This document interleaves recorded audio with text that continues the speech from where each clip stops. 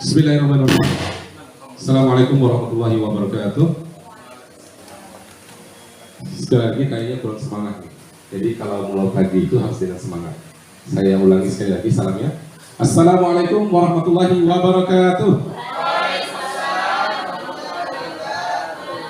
Alhamdulillah, alhamdulillahilladzi hadana li hadza wa ma kunna linahtadiya laula an hadana Allah.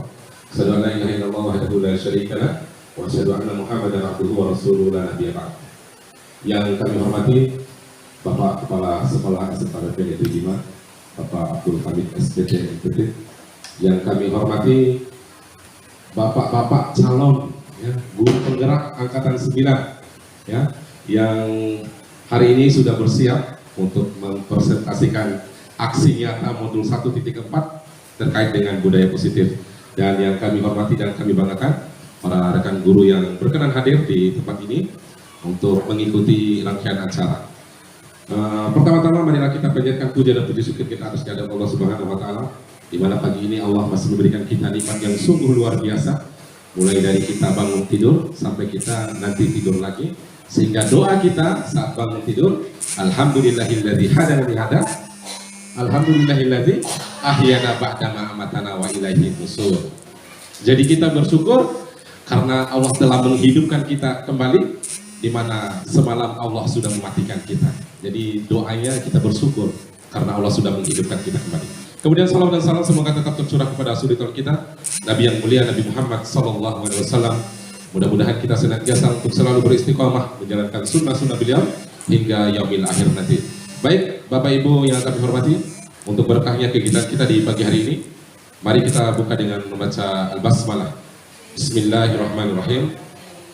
Kemudian acara yang pertama yaitu pengantar pembuka, di mana dalam hal ini akan langsung disampaikan oleh Bapak Kepala Sekolah SMK Negeri 5, Bapak Abdul Hamid SPT MPD. Kepadanya disilakan.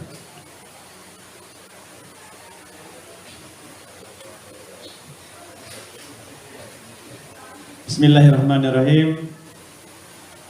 Assalamualaikum warahmatullahi wabarakatuh.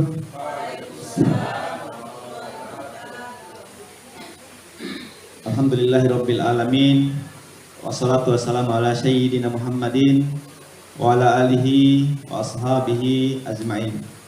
Allahumma biyadikal khair innaka ala kulli syai'in qadir. Yang saya hormati dan banggakan teman-teman yang menjadi peserta CGP 2023 beserta guru-guru yang hadir pada kesempatan ini. Kemudian selanjutnya mari kita bersyukur pada Allah Subhanahu wa taala atas limpahan rahmat kasih sayang kepada kita semua. Selawat beserta salam juga mari kita sanjungkan kepada Nabi kita Nabi Muhammad SAW.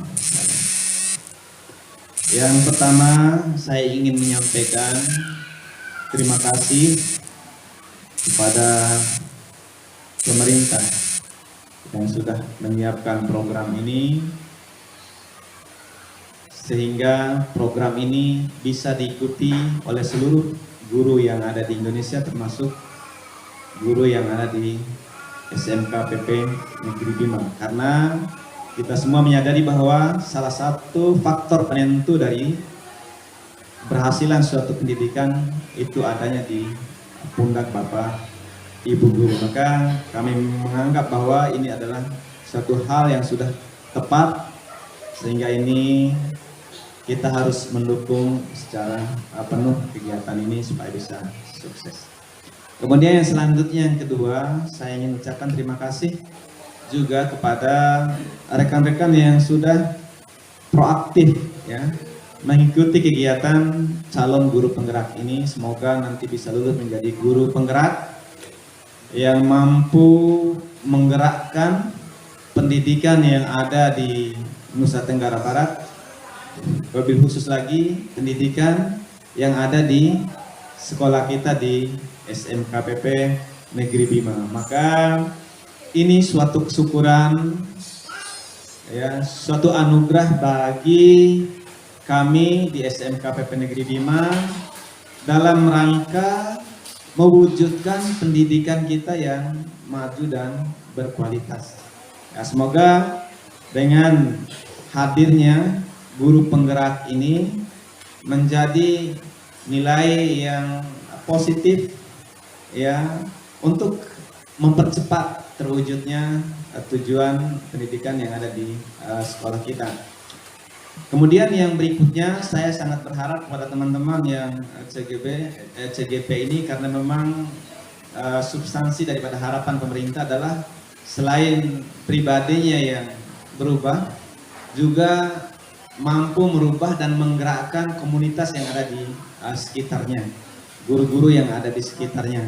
Kalaupun Bapak Ibu guru yang lain belum sempat mengikuti kegiatan guru penggerak ini, maka teman-teman yang sudah lebih awal mengikuti kegiatan ini mampu memobilisasi, menggerakkan semangat ya teman-teman guru untuk belajar, untuk mengajar yang lebih baik di sekolah kita, sehingga tidaklah palsu apa yang kita harapkan untuk mewujudkan siswa kita yang terampil ya, karena tujuan kita adalah menjadikan, salah satu tujuan kita yang utama adalah menjadikan siswa SMK PP Negeri Bima ini menjadi tenaga teknis menengah yang terampil siap dipakai dalam 3 aspek yang sebagaimana disampaikan oleh pemerintah juga. 3 aspek itu adalah dia siap berwirausaha, melanjutkan studi, dan bekerja. Nah, semoga harapan dari semua pihak ini bisa terwujud dengan adanya program ini. Demikian barangkali yang bisa saya sampaikan dalam sambutan ini. Terima kasih atas perhatian kita semua. Mohon maaf atas segala kekurangan. Wabillahi fi sabilil haq wastabiqul khairat. Assalamualaikum warahmatullahi wabarakatuh.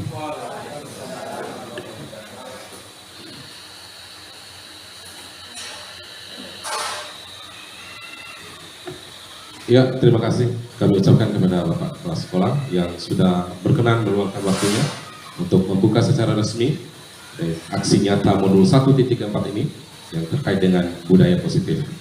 Dan kedepannya kita akan mengikuti ya 3 pemateri di depan kita. Ada Pak Ahmad Azhar di materi pertama, kemudian materi kedua ada Pak Dedi Haryadi SP, di materi ketiga ada Pak Hidayatullah SPT. Jadi berkah kita di pagi hari ini karena akan diisi oleh pemateri-pemateri hebat yang sudah berkompeten di bidangnya masing-masing. Semoga ke depan akan menambah ilmu kita untuk bagaimana kita mengajarkan anak-anak kita, bagaimana cara kita mencari solusi atau jalan keluar untuk permasalahan yang kita hadapi di tengah anak-anak kita. Baik, sebelum kita beranjak di kegiatan selanjutnya, sedikit kami ingin memberikan ice breaking terlebih dahulu agar kita mengikutinya dengan senang, dengan gembira, dengan rasa suka. Ya, kepada Bapak guru yang kami hormati, sedikit kami ingin mengecek konsentrasinya. Ya. Kalau saya bilang konsentrasi, konsentrasi dimulai. Siap? Siap Bapak Ibu? Oke, siap. Konsentrasi. Sambil bertepuk tangan. Ya. Konsentrasi dimulai. Siap. Konsentrasi. Jawabannya konsentrasi dimulai ya. Siap. Oke, siap. Mulai ya. Konsentrasi. Oke, siap, gak apa-apa lah ya. Baru 60% ya. Kira-kira pertanyaan konsentrasinya Ibu, siap-siap konsentrasinya.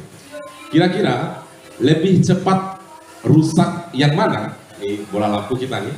Bola lampu yang dinyalakan dengan terus-menerus atau bola lampu yang nyala hidup? Nyala hidup ya. Padahal sama ya. Cuma karena gerakan tangan bisa membuat pikiran kita jadi buyar. Ya. Nyala hidup itu sama dengan nyala terus ya. Nyala hidup bukan nyala mati ya. Ya, baik, tepuk tangan untuk kita semua. Luar biasa. Baik. Langsung saja kita masuk di pemateri pertama. Mudah-mudahan kita bisa mengikutinya dengan baik. Kepada Pak Ahmad Azhar SPD, disilakan.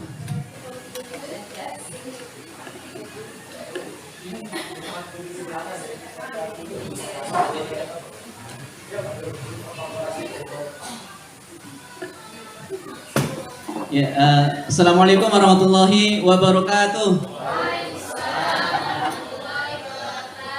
Ya, alhamdulillahirabbil alamin. Wassalatu wassalamu ala asyrofil mursalin wa ala alihi washabbihi man tabi'ahum bisanin ila yaumiddin.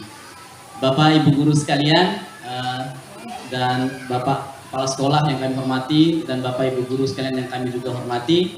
Sebelumnya terima kasih kami ucapkan karena telah meluangkan waktu untuk hadir dan kemudian untuk bisa berbagi terkait dengan apa yang kami dapatkan selama kami mengikuti kegiatan di Guru Penggerak.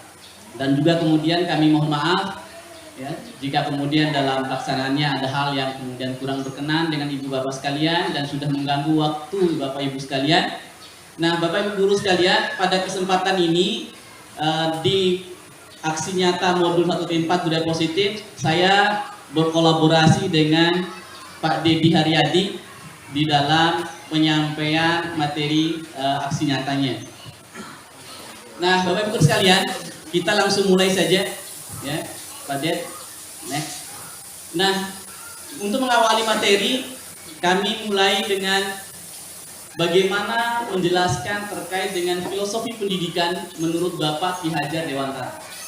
Nah, Bapak Ibu sekalian, menurut Bapak Ki Hajar Dewantara, pendidikan itu harus berpusat dan berpihak pada siswa. Nah, mungkin kebiasaan lama kita selalu menggunakan bahwa pendidikan itu atau pembelajaran itu berpusat pada guru atau teacher center. Nah, sekarang tidak boleh kemudian itu diberlakukan di dalam proses pembelajaran.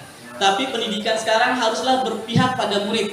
Jangan kemudian kita sebagai guru dari awal masuk kelas sampai akhir mata pelajaran kita atau jam pelajaran kita kemudian berceramah dari awal sampai akhir. Akhirnya apa? Siswa tidak dilibatkan. Ada yang tidur, ada yang ngantuk, ada yang main sendiri dan sebagainya. Atau kemudian kita ketika kemudian ada kegiatan kita masuk dari awal sampai akhir, kita datang, kita bawa buku, kemudian kita bilang ke siswa, catat ini.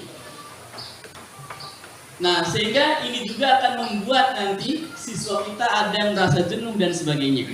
Sekali lagi, bagaimana pendidikan berpusat pada siswa ini, bagaimana menciptakan siswa nyaman, senang dalam belajar. Bagaimana kemudian siswa mau lama-lama di dalam ruangan kita gitu. Tidak kemudian mengatakan ketika masuk jam kita, ani lali ketemu lagi dengan ini. Tapi ada rasa rindu mereka ketika, nanti ada Pak Guru itu, ada Ibu Guru itu, kemudian mereka semangat untuk masuk. Ini yang diharapkan. Begitu juga yang kedua, guru itu harus menuntun murid, menjadi contoh teladan. Maka ada 3 semboyan pendidikan. Yang pertama, Bapak Ibu sekalian, ada yang tahu nggak artinya? Ingarso Suntolodo. Di depan memberi teladan. Yang di depan memberi teladan, luar biasa. Ini posisi kita, di depan harus jadi teladan. Kita berdiri depan siswa, kita yang harus jadi teladan pertama untuk siswa kita. Jangan sampai kemudian kita menyuruh sesuatu pada siswa, tapi kita nggak memberi contoh kepada siswa kita. Yang harus kita ingat Bapak Ibu Guru sekalian, siswa kita anak SMK. Mereka cara berpikirnya sudah dewasa. Mereka sudah bisa memprotes apa yang kemudian mereka dapatkan jika tidak sesuai dengan apa yang mereka harapkan. Kemudian yang kedua, Ingman Madio Mangun Karso, apa artinya? Yang di tengah memberi semangat atau memberi motivasi. Jadi seorang guru harus berperan sebagai itu, bukan kemudian malah kita mendaunkan siswa kita. Bukan kemudian malah membuat mental mereka jatuh. Kemudian yang terakhir, nah ini sering kita lihat dan sering kita baca ya, bahkan di topi-topi siswa sering tertulis ini, yaitu Tuturi Handayani. Apa artinya Tuturi Handayani? Yang di belakang memberi dorongan. Jadi ini posisi kita sebagai seorang guru. Bahkan Ki Hajar Dewantara mengatakan posisi guru dengan siswa ibarat petani dengan tanaman atau benihnya. Sekolah ini ladangnya. Sekolah adalah ladangnya. Guru adalah petaninya. dan siswa kita adalah benih atau tanamannya. Bapak Ibu guru sekalian, petani untuk menghasilkan tanaman yang baik, maka dia harus kemudian sering menyirami tanamannya, menjaga tanamannya, merawatnya, memupuknya, sehingga lahirlah tanaman yang baik. Percuma jika kemudian benih itu benih yang unggul, benih yang kemudian eksklusif, primer dan sebagainya, itulah yang paling bagus. Tapi kemudian jika tidak dijaga, tidak dirawat dengan baik, tidak dipupuk dia, maka potensi mereka tidak akan kemudian keluar. Nah ini Bapak Guru sekalian, ini sebagai pengantar, ya. Nah next Pak Dedi. Nah sekarang materi kita selanjutnya yaitu Bapak Ibu sekalian, saya mengharap ini jawabannya, ada jawabannya. Setuju atau tidak setuju? Nanti setuju nggak yang pertama? Hukuman dapat mendisiplinkan anak, setuju atau tidak? Yang keras Bapak Ibu sekalian, setuju atau tidak? Tidak. Tidak. Setuju. Tidak. Kenapa setuju, Bu Ririn? Nanti kan dalam hukumannya itu bukan berupa fisik, hukuman lain. Baik, terima kasih. Hukuman dapat mendisiplinkan anak. Kenapa saya bilang setuju? Karena di sini kan hukuman masih bersifat umum. Jadi nanti hukumannya bisa kita istilahnya kesepakatan antara guru dan peserta didik itu sendiri. Iya. Terima kasih Bu Guru. Nah yang kedua, setuju atau tidak setuju jika pemberian hukuman dengan hal positif seperti membaca atau membersihkan halaman sekolah dapat meningkatkan disiplin anak? Setuju atau tidak? Setuju. Ya, berarti jawabannya pilihannya setuju. Nah, yang tiga terakhir, memberi penghargaan dapat meningkatkan motivasi belajar siswa. Setuju atau tidak? Setuju. Kenapa Pak Yudi tidak? Setuju atau tidak? Tidak ya, silakan. Kenapa tidak setuju? Ya namanya pilihan pasti ada satu yang dipilih Pak ya. Tidak semuanya memilih setuju dan tidak semuanya memilih tidak. Kalau saya bilang tidak itu karena saya punya alasan tersendiri. Karena kenapa memberi penghargaan dapat meningkatkan motivasi belajar anak itu tidak saya setujui. Karena mungkin akan berada di alam bawah sadarnya setiap kali kita memberikan penghargaan. Tapi saat kita tidak memberikan mereka penghargaan, mungkin akan menjadi lain ceritanya oleh si anak. Demikian. Ya, terima kasih. Luar biasa. Oh, Pak Yudi. Bu Ririn, silakan menambahkan. Baik, sedikit menambahkan, kalau memberi penghargaan di sini bukan berarti harus selalu dalam bentuk fisik atau materi. Bisa saja setelah anak itu misalnya dia melakukan hal positif, dengan jempol saja sudah motivasi. Apalagi dengan yang lain-lain itu. Kita mengakukan muka kita pada anak itu dengan ya begitu aja tuh sudah luar biasa. Jadi memberi motivasi itu bukan sekedar hanya memberi motivasi berupa fisik atau sebagainya, tapi dengan kita memberikan jempol saja tanpa kita berbicara juga itu merupakan suatu hal yang baik bagi anak-anak kita untuk motivasinya. Makasih. Ya, terima kasih Bu Ririn. Ini dua pilihan yang berbeda antara Pak Yudi dengan Bu Ririn. Nah, penasaran jawabannya bagaimana? Nah, jawabannya nanti akan muncul di pembahasan setelah-setelahnya. Nanti akan terjawab apakah hukuman itu, bagaimana hukuman itu, bagaimana kemudian penghargaan itu. Nah, sekarang pertama Ibu sekalian, kita membahas terkait dengan disiplin positif dan nilai-nilai kebajikan universal. Lanjut Pak Ded. Nah, sekarang Bapak Ibu guru sekalian. Nah, sekarang coba dengan rekan di sampingnya, tuliskan sesuatu pakai kertas kecil saja, sesuatu yang sangat berharga atau penting bagi Bapak Ibu guru sekalian, tuliskan di kertas kecil dan kemudian genggam dalam genggamannya. Genggam dalam genggamannya. Mungkin pas saja dengan Pedi, Bu Ririn dengan ini. Coba tulis pakai kertas kecil, kemudian genggam di genggamannya.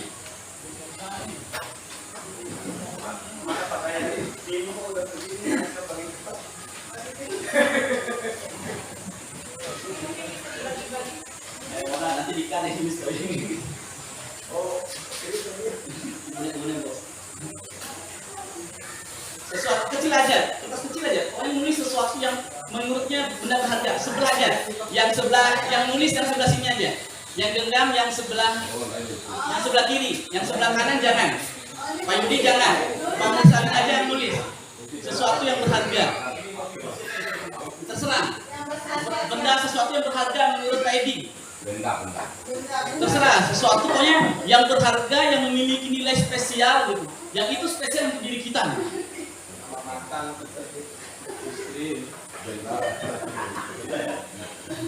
Istri rawan nih. Sudah? Sekarang digenggam di genggamannya. Ya, di genggamannya yang tadi yang nulis. Yang saya tulis tadi yang tulis. Yang tulis tadi yang genggam. Ya, yang tulis tadi yang genggam. Nah, sekarang tugas yang sebelahnya adalah apa yang dilakukan oleh Bapak Ibu guru yang sebelah tadi agar kemudian apa yang digenggam tadi terbuka dan bisa diketahui dalam sebelahnya. Silakan lakukan. Jangan dibuka tapi kita yang maksa buka. Terserah mau ngapain, caranya agar tangannya terbuka. Itu makanya kita maksa. Terserah ya, terserah.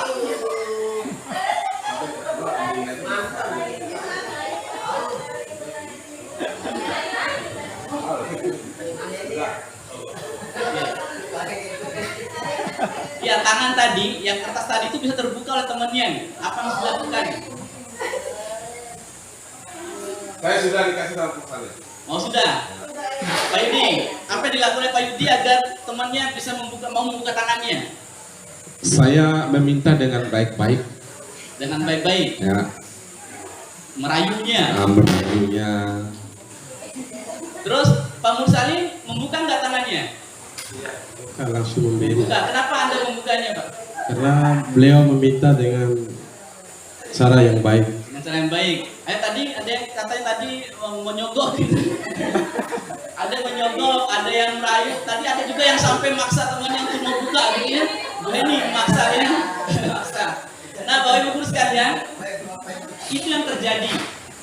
Nah, sekarang pertanyaan berikutnya. Siapa yang punya kendali atau punya kontrol untuk membuka tangan itu? Orang yang memaksa tadi ataukah yang mempunyai tangan sendiri yang kemudian punya kontrol? Yang punya tangan. Jadi kadang walaupun dipaksa tidak mau dibuka. Ada juga yang kemudian tanpa dipaksa pun dia mau buka.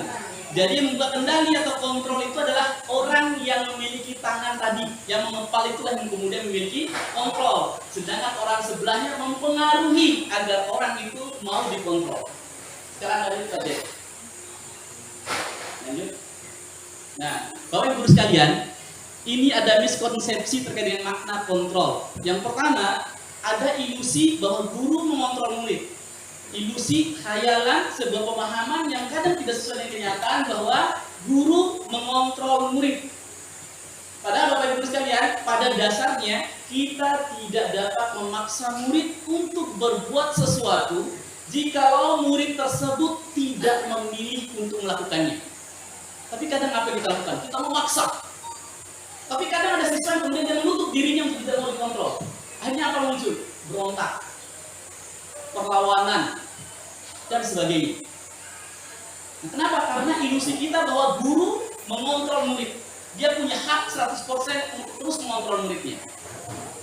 Kemudian yang kedua, ilusi bahwa semua penguatan positif efektif untuk bermanfaat. Padahal dalam jangka waktu tertentu Bapak Ibu sekalian, kemungkinan jika murid akan menyadarinya, dia mencoba untuk menolak. Awalnya mungkin dia mau, lama-lama oh dia ada mau begini. Lama-lama ada muncul kemudian sifat penolakan dari orang tersebut. Sehingga bahkan akan lahir sebuah sikap murid itu selalu bergantung pada gurunya.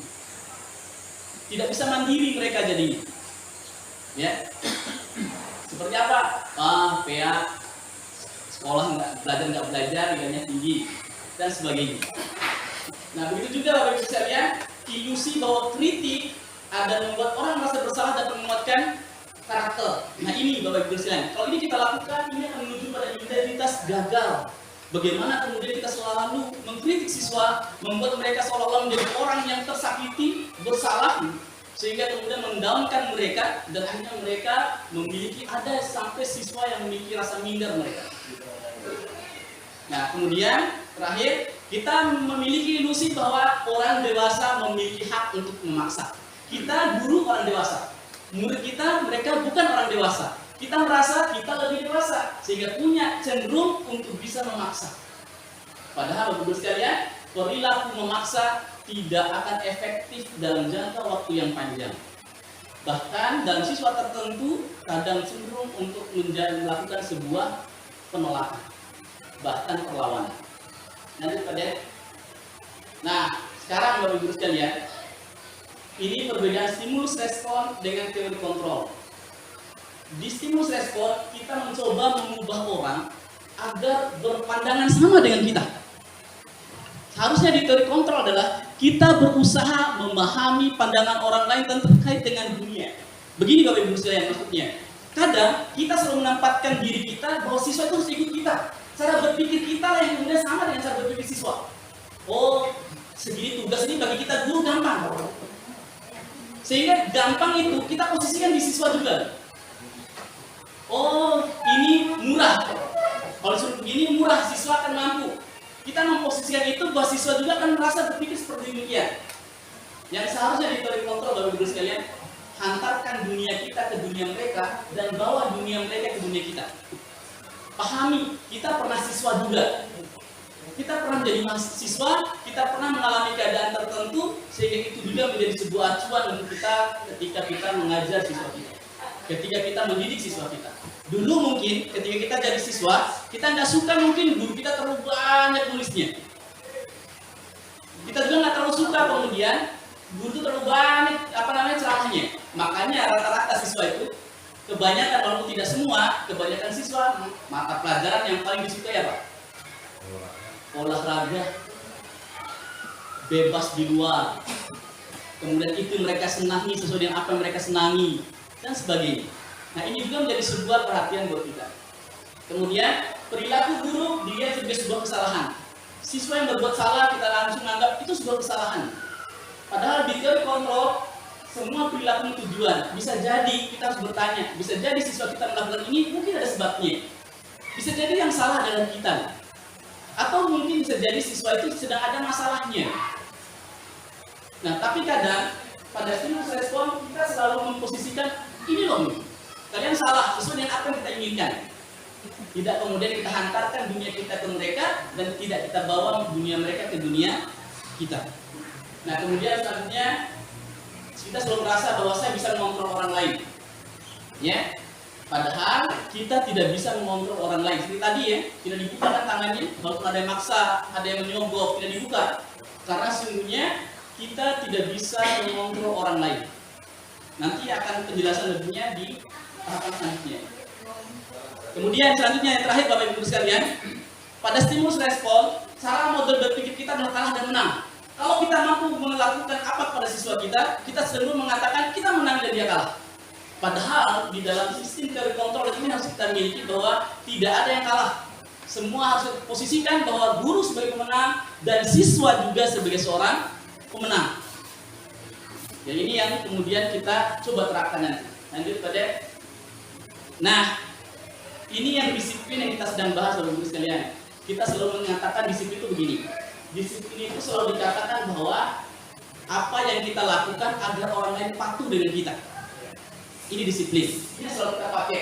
Sehingga kita selalu mengkaitkan bahwa ketidakdisiplinan akan melahirkan sebuah ketidaknyamanan bagi orang yang kita disiplinkan. Ini, padahal harus yang kita bentuk yang ini. Disiplin positif lah yang ingin kita bentuk. Apa itu disiplin positif? Disiplin positif adalah merupakan salah satu cara penerapan disiplin yang bertujuan untuk menumbuhkan kesadaran. Jadi kata kuncinya adalah siswa melakukan sesuatu atas dasar kesadarannya. Nah, ini yang coba kita bentuk walaupun pasti butuh proses ke depannya. Nah, dan sebagai pendidik, tujuan kita adalah menciptakan anak-anak yang memiliki disiplin diri sehingga mereka bisa berperilaku dan mengacu pada nilai-nilai kebajikan universal. Ini Bapak Ibu guru sekalian. Lanjut pada. Nah, lanjut pada. Oh ya, sebelumnya. Nah, ini profil pelajar Pancasila yang harus kita munculkan kepada setiap individu murid kita. Yang pertama, beriman dan bertakwa kepada Tuhan Yang Maha Esa dan mereka memiliki akhlak yang mulia. Kemudian mandiri, bernalar kritis, berkebinekaan global, bergotong royong, dan juga kreatif. Nah ini Pak Ded. Nah ini sebagai contoh saja, ini yang pernah kami lakukan di dalam ruangan kelas untuk kemudian menciptakan siswa itu memiliki profil pelajar Pancasila. Ini yang pertama Pak Ded. Nah, siswa tanpa kita paksa, ketika kemudian kita menginginkan apa yang mereka inginkan, ya, oh ternyata kita bertanya siswa, apa yang mereka gaya belajar, apa yang mereka sukai? Oh Pak, saya senang nulis Pak. Oh saya senang diskusi Pak. Oh saya senang di lapangan Pak, praktek. Nah, kadang ibu bapak ibu sekalian, kadang kita ingin memaksa seolah-olah siswa itu harus sama semuanya. Semuanya harus sama. Padahal tidak semuanya harus sama, tapi ciptakan pembelajaran itu yang menyenangkan, maka nanti mereka akan bergerak dengan sendirinya. Ini bapak ibu sekalian, kalau mereka diskusi, mereka rebutan untuk mau diskusi, karena ternyata di kelas itu mayoritas mereka itu senang dengan diskusi. Nah, orang-orang diskusi kalau kita kasih tugas nyata dari awal sampai akhir, mereka cenderung nanti kemudian bosan. Kita kedua Pak Ded, ini juga kami coba lakukan, yaitu mereka harus melakukan salam, baik dengan gurunya maupun dengan sesama siswanya setelah setiap mereka selesai belajar. Tidak hanya di jam terakhir. Sekali lagi tidak hanya di jam terakhir. Maka di jam pertama juga begitu. Setiap selesai jam ada biasakan, jadi kebiasaan mereka. Jadi kalau ada masuk dan berakhir jam, mereka langsung saja mengingatkan, jangan lupa kita salaman dulu. Jadi mereka sudah jadi tanpa dikomando pun mereka sudah melakukannya. Ini menjadi sebuah tadi disiplin positif dan lahirlah budaya positif. Nah, kemudian terakhir, ini jam terakhir. Kadang Bapak Ibu sekalian, kita berdoa itu dalam kelas. Kalau di luar kelas, kalau kita belajar di luar kelas, kadang cenderung kita nggak mau berdoa. Nah, kalau kami biasakan mereka itu baik belajar di kelas atau di luar kelas, mereka tetap harus mengakhiri belajarnya tetap dengan berdoa. Baik itu di jam pertama, jam kedua, atau jam terakhir. Tetap setiap kegiatannya harus mereka akhiri dengan mereka berdoa bersama. Dan ini Bapak Ibu sekalian, kalau ini terus kita lakukan akan menjadi sebuah budaya positif di sekolah kita. Next, Pak Ded. Yang ini Pak Ded. Dan ini kadang di jam terakhir, kadang ada siswa yang kemudian mulai capek, ngantuk dan sebagainya. Nah, kadang kita kalau memaksa harus seperti tadi yang saya bilang. Kita ingin memposisikan siswa harus dengan sama dengan kita. Saya masih kuat kok. Tidak berpikir bahwa siswa mulai ada ngantuk dan sebagainya. Maka itu yang harus kita pikirkan. Bagaimana membuat mereka kemudian tetap fresh. Di antara yang kami lakukan adalah biasanya kami melakukan ice breaking atau game-game kecil. Seperti tadi Pak Yudi ya. Tadi ada game kecil. Nah itu Bapak Ibu sekalian, agar mereka terbiasa senang dalam belajar. Senang dalam belajar. Ya, dan mereka merasa dilibatkan di dalam belajar itu. Ya. Nah ini ada game hitung ya 007 ya. Ini Bapak Ibu guru sekalian. Kemudian kalau ini debat. Kebetulan dapat materi perubahan iklim. Jadi satu kelompok mata kasih temanya mereka ini sebagai orang yang tinggi di atas gunung. Mereka yang Mohodoro, yang satunya mereka sebagai orang yang hidup di bawah yang mendapatkan dampak dari banjirnya.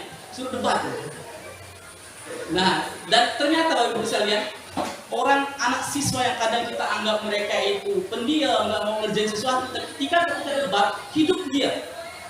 Ternyata potensi dia adalah orang yang senang dengan mengutarakan pendapatnya. Ini harus difasilitasi juga. Nah, ini lanjut pada lanjut slide. Nah, sebelum kita lanjut materi yang kedua, ini masih banyak. Kita sedikit ice breaking dulu. Bapak Ibu guru sekalian, kata kuncinya berputar-putar. Cluenya berputar-putar. Nah, kalau 2 ditambah 2 berapa? 4. Kalau 3 ditambah 3? 6. Kalau 6 ditambah 7 berapa? Salah. 6 ditambah 7 berapa? Salah. Salah. Jawabannya 1. Ingat, kata kuncinya berputar-putar. 3 tambah 3 berapa? 6. 4 tambah 3 berapa? 7. 11 tambah 10 berapa? Salah. Salah. Jawabannya 9. Ingat kata kuncinya berputar-putar. Sekarang 4 tambah 4 berapa? 8. 5 tambah 5? 10. Sekarang 8 tambah 6 berapa? Salah. 8 tambah 6? Salah. Menyerah.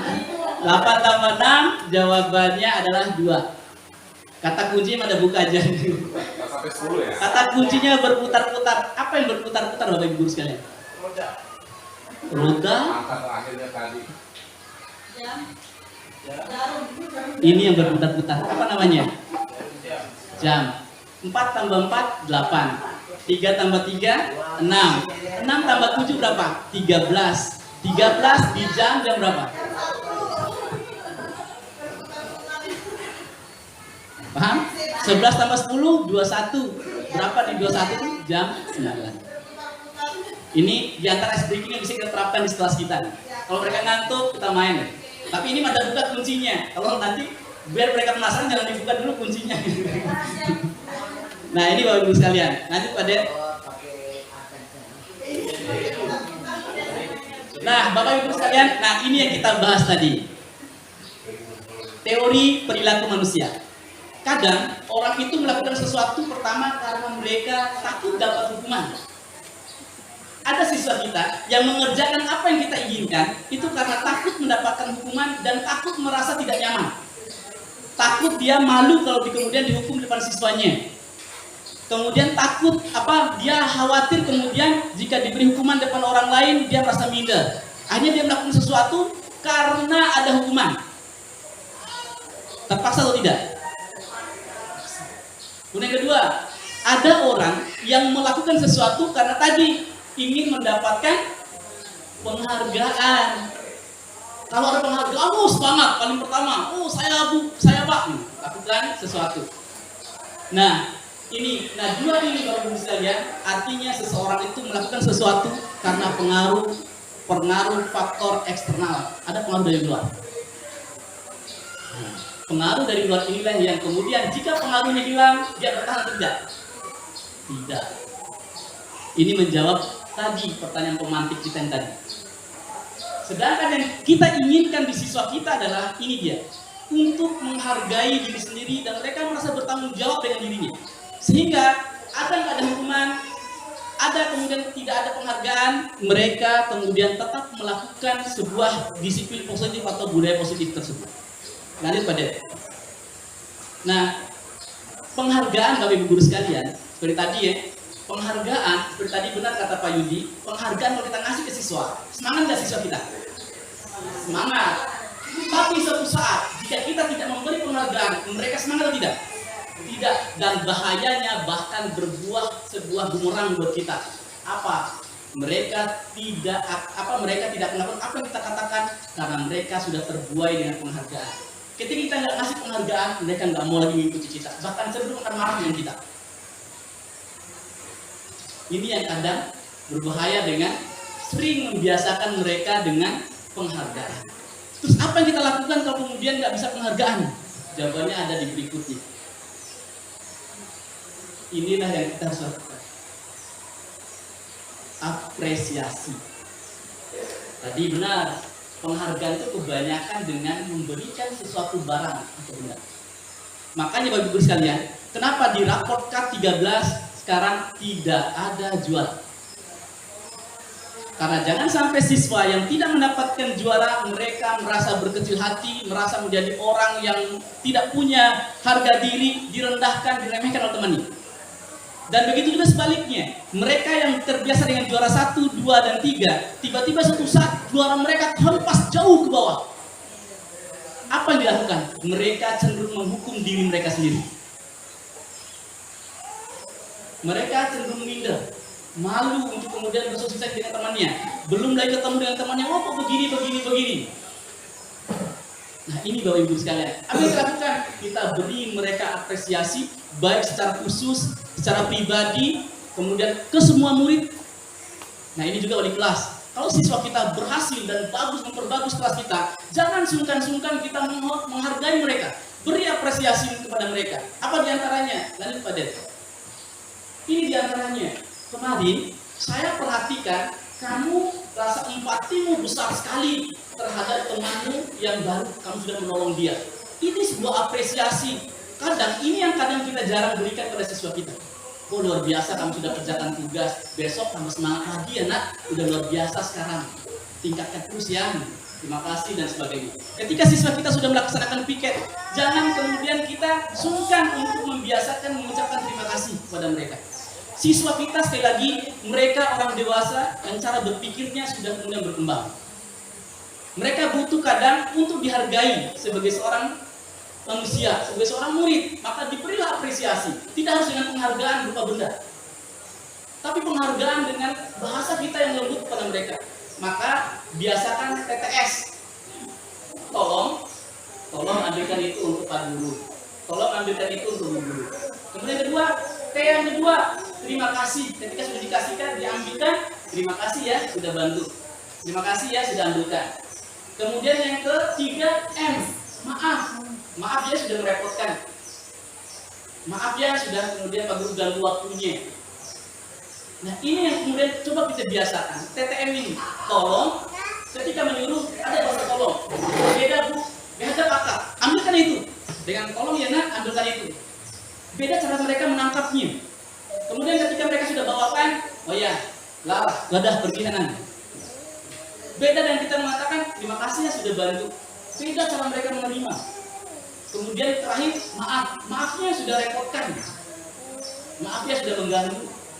Nah ini yang coba kita terapkan, Bapak Ibu Guru sekalian. Maka apresiasi kebajikan ini yang diharapkan di dalam dunia pendidikan itu. Jadi sekali lagi, bukan semata dengan hukuman untuk mendisiplinkan murid, bukan kemudian dengan hanya sekedar terus memberikan penghargaan untuk kemudian mengingat apa yang murid kita inginkan, tapi beri mereka apresiasi, hargai mereka, munculkan kesadaran dalam diri mereka, sehingga itu menjadi faktor internal, intrinsik yang tanpa kemudian harus dipaksa oleh orang tua. Lanjut. Nah sekarang, ini ada pertanyaan Bapak Ibu sekalian. Yang pertama, mencatat 100 kali dalam buku kalimat. Saya tidak akan terlambat lagi, karena terlambat ke sekolah. Kira-kira ini hukuman atau konsekuensi? Konsekuensi atau hukuman? Konsekuensi, Buaya? Konsekuensi. Berarti ini konsekuensi ya? Ya, nanti jawabannya nanti. Kedua, lari mengelilingi lapangan basket 2 kali karena terlambat hadir di sekolah. Konsekuensi atau hukuman? Hukuman. Yang ketiga, murid diminta untuk push up 15 kali karena tidak menggunakan masker ke sekolah. Hukuman atau konsekuensi? Konsekuensi, Bu Ririn. Pak Yudi? Konsekuensi. Pak Yudi? Hukuman. Pak saja? Hukuman. Nah ini dari beda jawaban ya. Nanti jawabannya nanti. Kemudian selanjutnya, mengganti kertas tugas teman yang telah dicoret-coret. Konsekuensi atau hukuman? Konsekuensi. Selanjutnya, membersihkan tumpahan air di atas meja tulis karena tersenggol pada saat belajar. Konsekuensi atau hukuman? Konsekuensi. Kemudian selanjutnya, ya murid disuruh untuk tidak mengenakan sepatu seharian di sekolah karena tidak mengenakan sepatu hitam. Hukuman atau konsekuensi? Hukuman atau konsekuensi? Hukuman. Selanjutnya, lari mengelilingi lapangan basket 2 kali karena terlambat 10 menit untuk pelajaran PJOK. Hukuman atau konsekuensi? Lari mengelilingi lapangan basket 2 kali karena terlambat 10 menit untuk pelajaran PJOK. Hukuman atau konsekuensi? Konsekuensi. Next Pak Det. Nah, ini jawabannya Bapak Ibu sekalian. Kenapa yang terakhir ini konsekuensi? Bu Ririn mungkin bisa atau Bu Ririn? Baik, terima kasih. Nah, ini yang menurut pengetahuan saya Pak Guru, kalau hukuman atau konsekuensi itu tergantung dari kesepakatan kita sama murid. Artinya di sini kita menggunakan bahasa-bahasa yang artinya tidak menghukum atau kesepakatan antara kita sama murid. Jadi lebih gimana ya, kalau murid kita bilang hukuman itu dia tidak senang. Kalau kita menggunakan bahasa konsekuensi artinya mereka sudah paham apa yang akan diterima kalau mereka melakukan hal tersebut. Jadi dengan bahasa aja kita sudah menanamkan pemikiran positif dari peserta didik. Mungkin itu, terima kasih. Luar biasa, terima kasih Bu Ririn. Jadi sekali lagi, berbeda antara hukuman dengan konsekuensi. Yang terakhir ini kenapa konsekuensi? Karena dia disuruh ngapain tadi? Lari dulu keliling lapangan, di jam apa dia?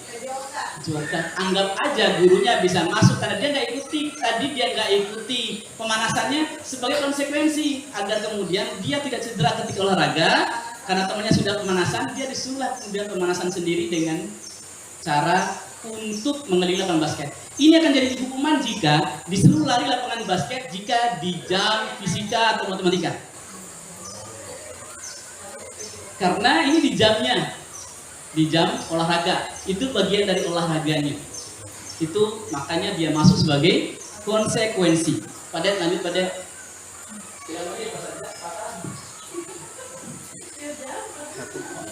Nah sekarang perbedaan hukuman dengan konsekuensi Bapak Ibu sekalian. Hukuman cenderung muncul tiba-tiba, dan itu sepihak dari pelakunya saja, gurunya misalnya, sepihak dia. Ya, nah murid tidak tahu apa-apa, tiba-tiba langsung datang tanpa diberitahu apa yang akan didapatkan jika kemudian dia melakukan itu. Itu hukuman.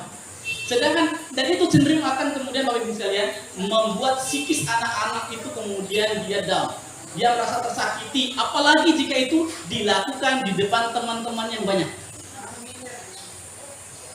Maka tadi dia cenderung akan melakukan sebuah perlawanan dan bahkan bisa jadi itu terus terekam dalam memori dia dan jadi sebuah dendam bagi gurunya.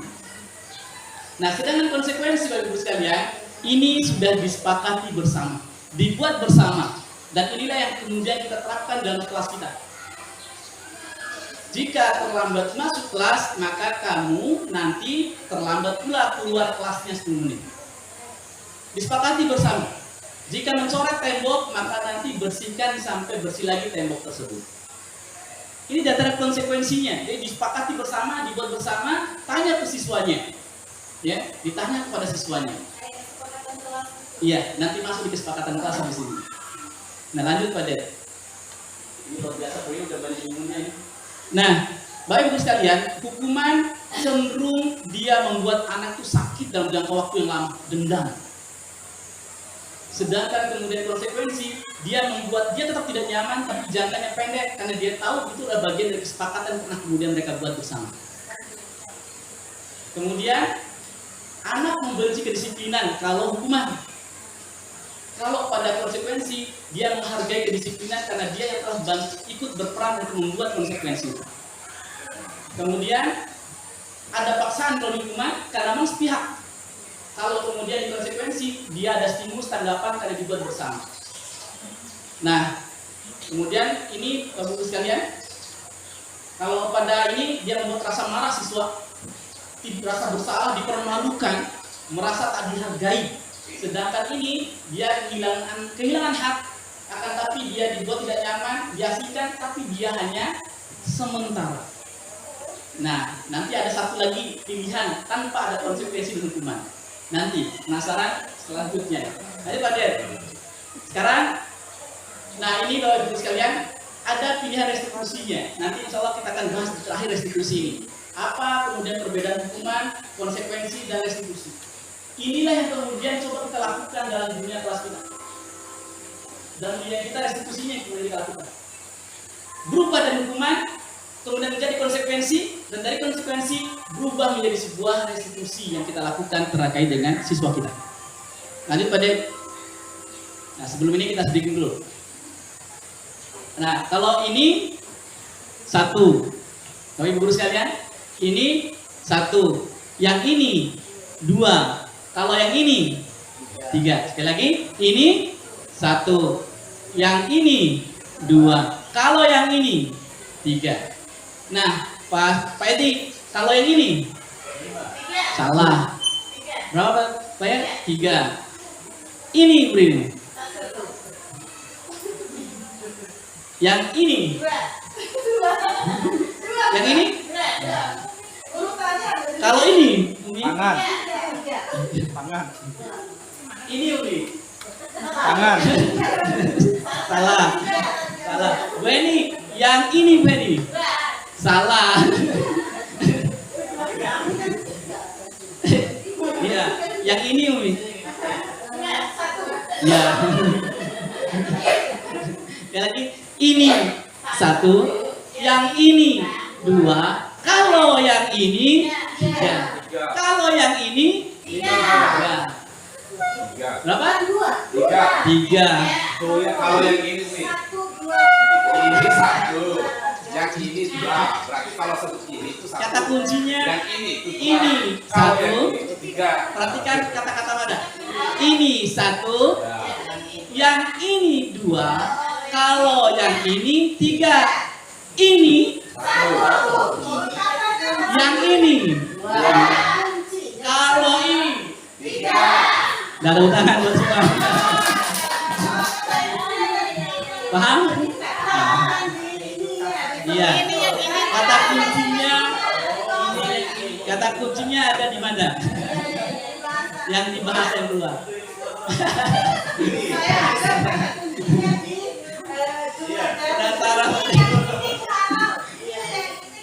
Ini 1. Ini 1. Harus sebut. Nah, ini 1. Yang ini 2.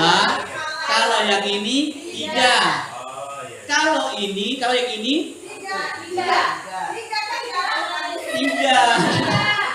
Belumnya. Nah, ini bisa jadi ice breaking di kelas. Untuk kalau lihat siswa kita udah mulai malas, ngantuk, kita hidupkan suasananya dengan ice breaking untuk membantu menyenangkan mereka. Nah, nanti pada, nah ini kita masuk di kelas Bapak Ibu sekalian. Nah, sekalian, apa perbedaan peraturan dengan kesepakatan? Begitu. Perbedaan peraturan dengan kesepakatan. Kalau peraturan itu dibuat dari atas, artinya satu pihak, dan tertulis. Kalau apa tadi? Kesepakatan berarti yang terlibat dua pihak. Antara satu pihak dan yang lain sama-sama sepakat dan memang sudah dimusyawarahkan bersama sesuai dengan hasil kesepakatan itu sendiri. Terima kasih. Nah, ini Bapak Ibu guru sekalian, baik itu di kelas kita sebagai wali kelas atau sebagai mutu pelajaran, maka kalau peraturan cenderung kita lah yang megang kendali. Kalian tidak boleh begini, kalian harus begini. Ini peraturan. Artinya dipegang kendali hanya satu pihak, guru saja. Kalian harus ikut ini. Jadi istilahnya dia otoriter, harus ikut kesepakatan apa yang dia buat. Kalau kesepakatan Bapak Ibu sekalian, dia tanya anak-anak sekalian supaya kelas kita baik, kita mau ngapain? Tanya. Oh, tidak boleh buang sampah sembarangan Pak, catat dia. Oh, harus masuk tepat waktu Pak, catat dia. Tidak boleh terlambat. Jadi bukan guru yang kemudian mengatakan tidak boleh terlambat. Apa bedanya Pak? Bedanya nanti di perasaannya, di mereka cara menerimanya. Makanya Bapak Ibu sekalian, mengapa kita harus memakai helm ketika kita naik kendaraan? Peraturan. Takut ditilang ya? Kenapa ini? Ya, seperti yang saya ajarkan. Memang peraturan itu sifat dasarnya itu memaksa. Nah, berarti pakai helm karena ikuti peraturan. Kalau nggak ada razia, nggak ada peraturan, tetap pakai helm atau tidak? Bisa ya, bisa enggak. Bisa ya, bisa. Iya. Nah, kemudian mengapa kemudian pas corona kemarin, kenapa kemudian kita harus memakai masker, cuci tangan dan sebagainya? Karena peraturan. Nah, maksudnya ini untuk apa? Kita dapatkan apa? Keselamatan, juga kesehatan. Ya, kalau yang tadi yang pertama ini kenapa kita pakai helm? Keselamatan. Nah, yang kedua, kita juga kesehatan dan keselamatan. Tapi ketika corona masih pakai enggak? Enggak. Gitu ya. Nah, kemudian ketiga, mengapa kita memiliki peraturan harus datang tepat waktu pada saat mengikuti pelatihan. Kenapa kita harus datang tepat waktu? Tidak ketinggalan. Apalagi? Kesepakatan itu bagian dari apa dia? Melatih apa? Disiplinan. Nah, inilah Bapak Ibu sekalian. Kadang, nah sekarang pertanyaannya, kita kadang datang tepat waktu itu karena ada hukuman dari atasan, ada teguran atasan, atau karena ada penghargaan, atau bukan karena dua-duanya. Misalnya tiba-tiba peraturan, sekolah tidak mengeluarkan aturan, siswa, guru terlambat, tidak ada teguran. Kemudian nggak ngajar, nggak ada teguran, nggak ada pemeriksaan. Kemudian kurang rajin, nggak ada penghargaan. Kira-kira kita masih semangat nggak untuk ngajar tepat waktu, masuk setiap jam pelajaran kita? Masih semangat atau tidak? Nggak semangat. Nah, kenapa nggak semangat? Sedikit ya. Kayak ada satu pihak misalnya. Di satu pihak misalnya tadi diterangkan ada pertemuan misalnya. Kita sudah tepat hadir. Namun latihannya belum dimulai karena menunggu yang terlambat. Artinya secara tidak langsung kita mempanis kepada yang cepat waktu dan memberi reward kepada yang terlambat. Kenapa seperti itu? Karena kadang kita melakukan sesuatu itu belum berdasarkan keyakinan kita. Tapi kita melakukan sesuatu karena tadi sudah kita bahas di awal, karena takut ada hukuman.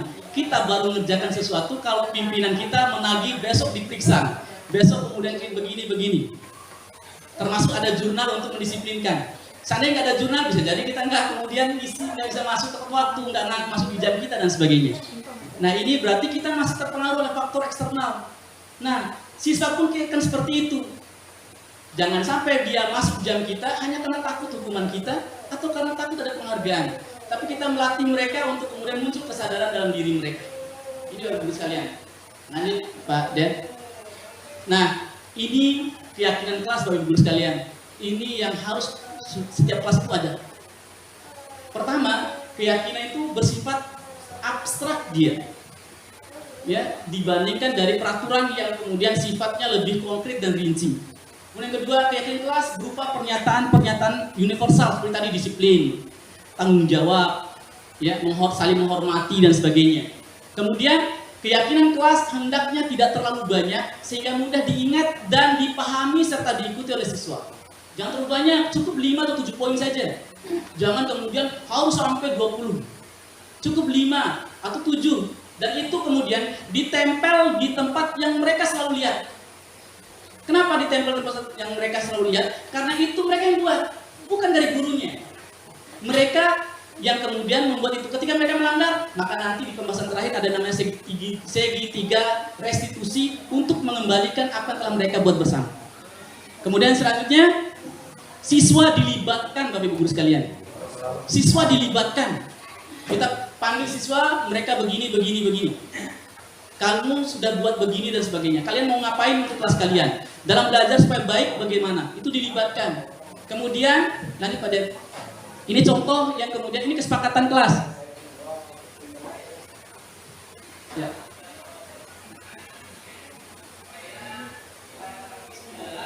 Belajarnya.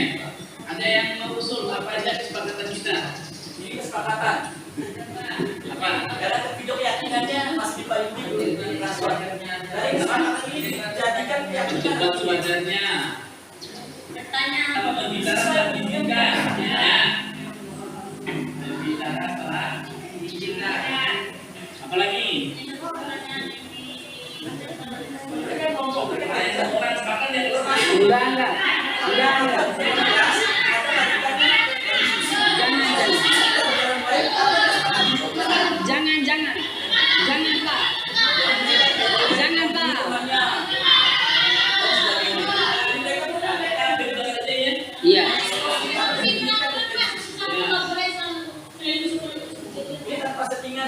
Iya. Nanti kita sampai ke lakunya. Terus kalau bisa, kalau ketika kita lebih ada di batasan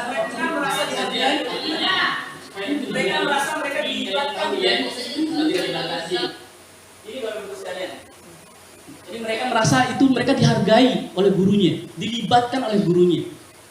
Nah ini contoh ketika kebetulan di Jamadam ada melakukan beberapa kali diskusi. Kita sebelum diskusi buat kesepakatan bersama kita, selama diskusi agar diskusi kita baik bagaimana. Mereka yang ngajukan, iya Pak, kalau teman ngomong jangan kemudian ikut ngomong, tulis aja dulu semuanya, explore mereka. Iya Pak, kalau nggak boleh kemudian ngomong yang membuli temannya, tulis.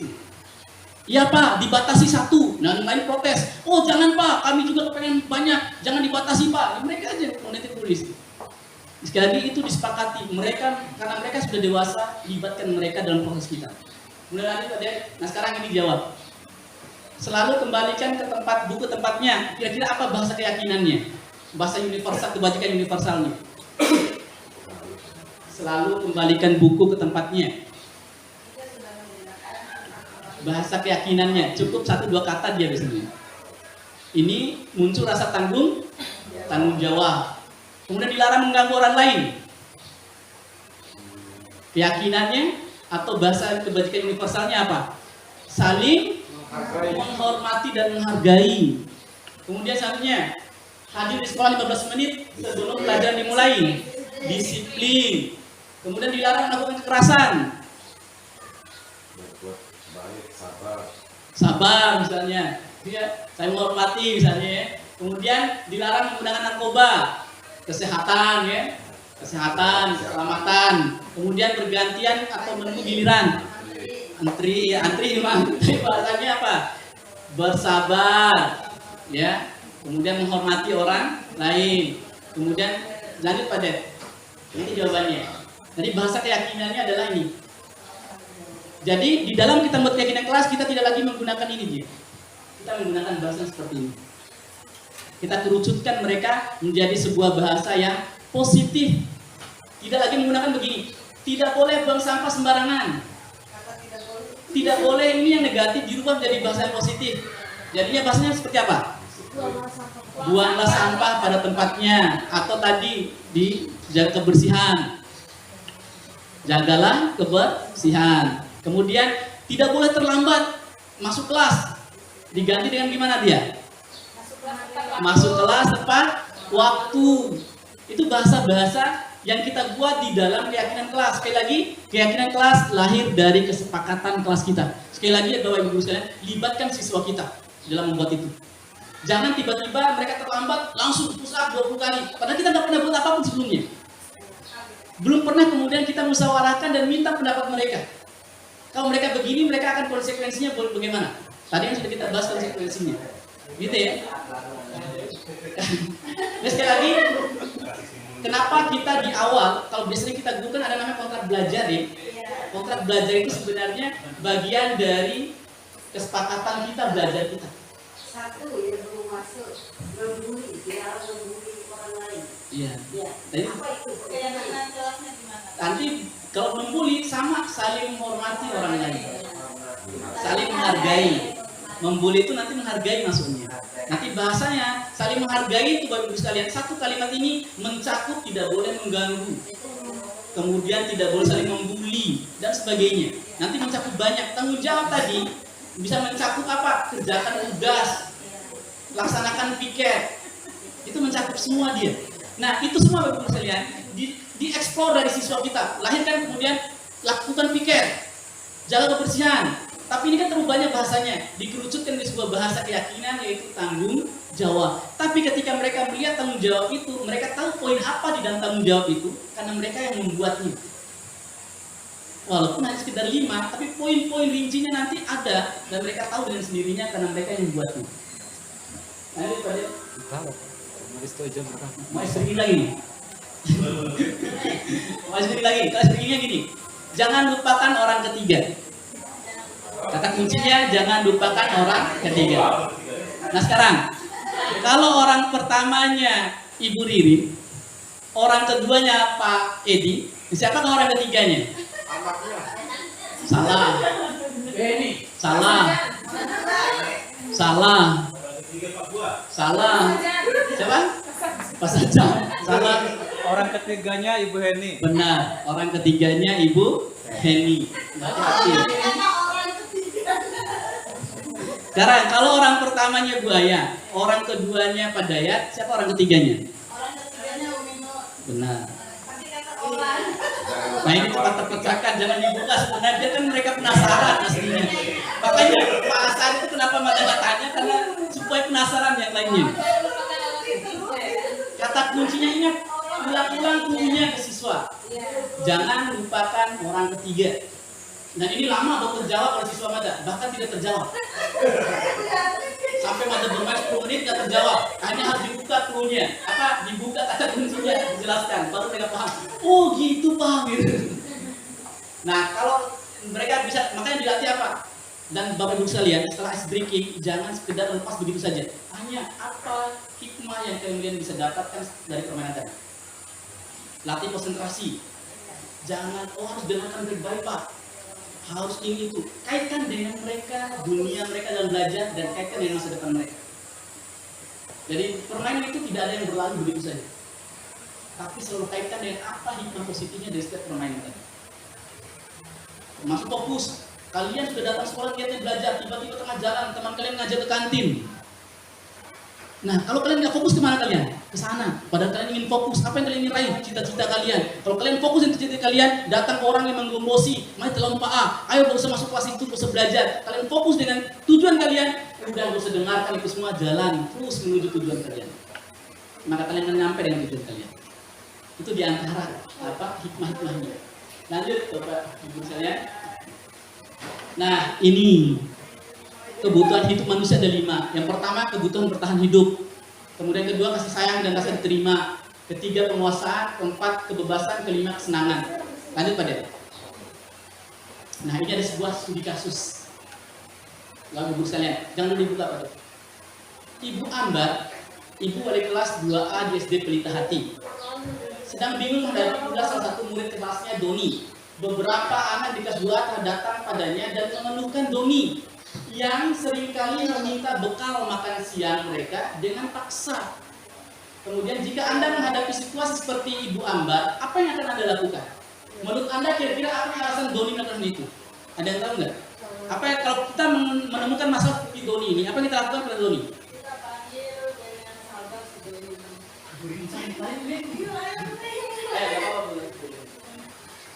Kalau seandainya saya berada di posisi Ibu Ambar, jadi si Doni ini kan sering meminta bekal makan siang kepada temannya dengan paksa.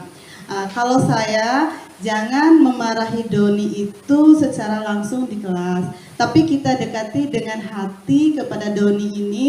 Kita istilahnya itu Doni ini biarkan dia bercerita tanpa paksa dari kita juga sebagai wali kelasnya. Apa yang dia hadapi, apakah ada problem dia pribadi di rumahnya, atau memang ada istilahnya itu sikapnya yang demikian. Pasti Doni ini melakukan hal tersebut ada sebab. Jadi alangkah baiknya, dan ini juga akan menjaga perasaan Doni itu kepada teman-temannya, lebih khusus kepada temannya yang sering dimintai paksa itu. Jadi biar dia tidak merasa disalahkan langsung oleh wali kelasnya, lebih baik kita panggil secara individu dan kita suruh bercerita dari hati. Karena wali kelas ini kan merupakan orang tua bagi anak walinya. Jadi posisikan diri kita sebagai orang tua kayak di rumah. Nah, kita juga orang dewasa kalau langsung dimarahi kan pasti ada perasaan tidak enak. Mungkin begitu Pak. Ya, terima kasih Bu Rini. Ini tidak hanya buat wali kelas, tapi untuk kita guru juga. Kalau kita menemukan kasus seperti Doni ini Bapak Ibu sekalian, jangan langsung menghakiminya. Jangan langsung menghukuminya, tambah dia sudah ini dan sebagainya.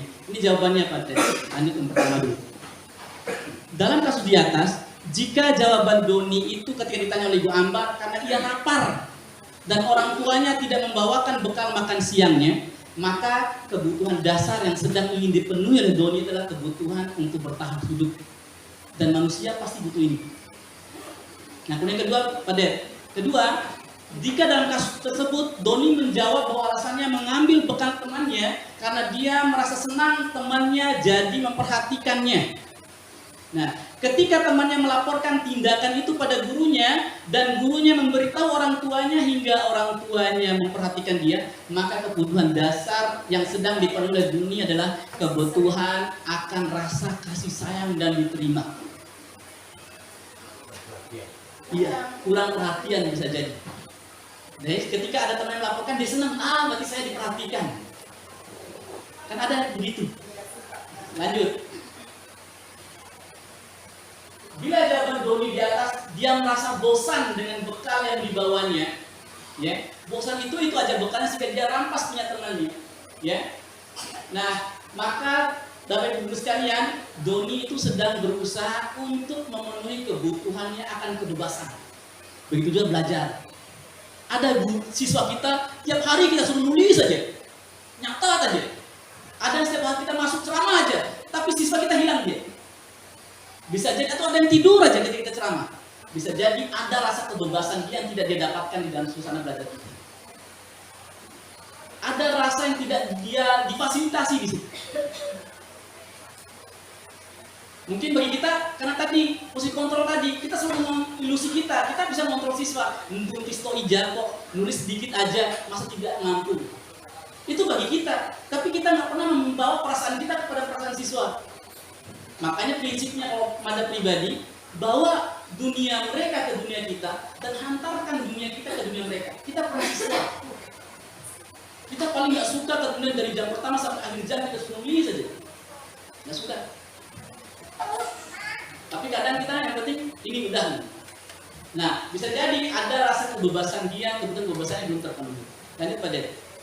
Nah, jika kasus di atas bahwa dia iseng saja dan dia kemudian ingin lihat ekspresi temannya yang kemudian marah, jengkel dan sebagainya, maka si Doni tadi sedang berusaha memenuhi kebutuhannya akan kesenangan. Dia pengen senang-senang. Dari tadi ada yang kemudian tidur. Bisa jadi dia tidak senang di situ. Akhirnya apa? Karena dia tidak senang, dia kemudian izin, Pak, izin ke belakang sampai akhir jam tidak pernah masuk. Bisa jadi ada rasa kesenangan yang dia tidak dapatkan dari suasana belajar itu. Nah, kita lanjut pada ini Bapak Ibu sekalian. Semua orang senantiasa untuk memenuhi kebutuhannya dengan berbagai macam cara. Bila mereka tidak bisa mendapatkan kebutuhannya dengan cara yang positif, mereka bisa melanggar peraturan atau melakukan hal yang tidak sesuai dengan nilai-nilai kebajikan. Sebagai murid, seorang murid yang tidak begitu berhasil secara akademik, mungkin kebutuhannya akan penguasaan tidak terpenuhi di sekolah. Bisa jadi, bukan dia tidak pintar, tapi kemudian dia tidak difasilitasi cara belajarnya dia. Kemudian, oleh karena itu mungkin dia akan mencoba untuk memenuhi kebutuhannya akan penguasaan dengan mencoba mengatur orang lain bermain di lapangan. Atau kemudian dia bahkan menyakiti secara fisik temannya. Karena dia tidak dapatkan kebutuhan penguasaannya. Sehingga dia ingin penguasaan itu dia lampiaskan dengan menguasai teman-temannya.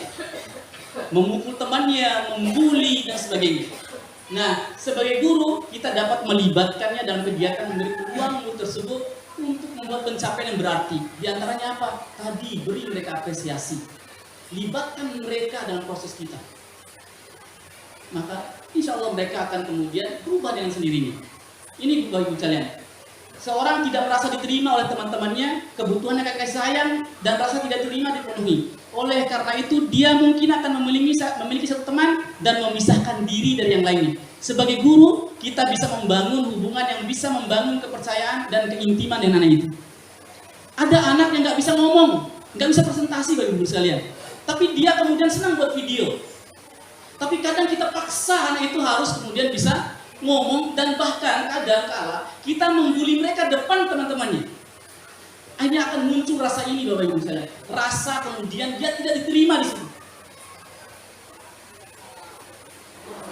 Karena bisa jadi dia memang nggak bisa ngomong, tapi dia kemudian bisa membuat video.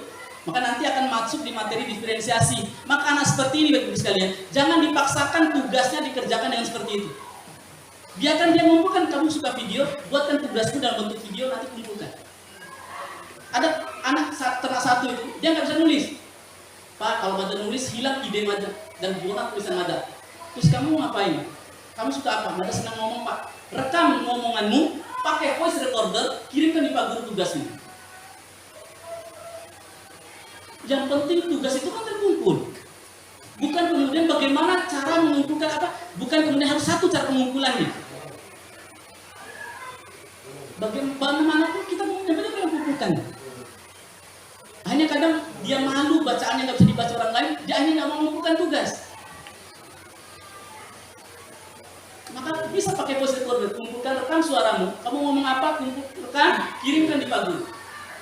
Itu jadi bahan penilaian kita. Ada yang senang, kemudian masih senang nulis Pak, nggak bisa buat video. Tuliskan apa yang kamu kerjakan itu, tuliskan pakai kertas, nanti kumpulkan.